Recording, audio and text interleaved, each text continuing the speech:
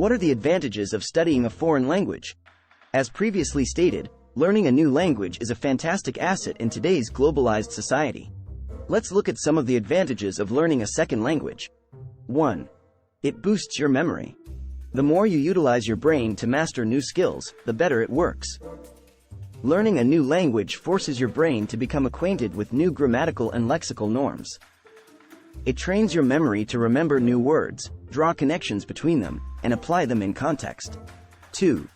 Improves your multitasking abilities. Time management and multitasking are two abilities that will always come in handy. People who are multilingual can transition between languages. Their capacity to think in multiple languages and communicate in more than one language aids in multitasking. 3. Improves your overall academic performance. Fully immersing yourself in a language learning environment entails more than just learning the fundamentals of that language.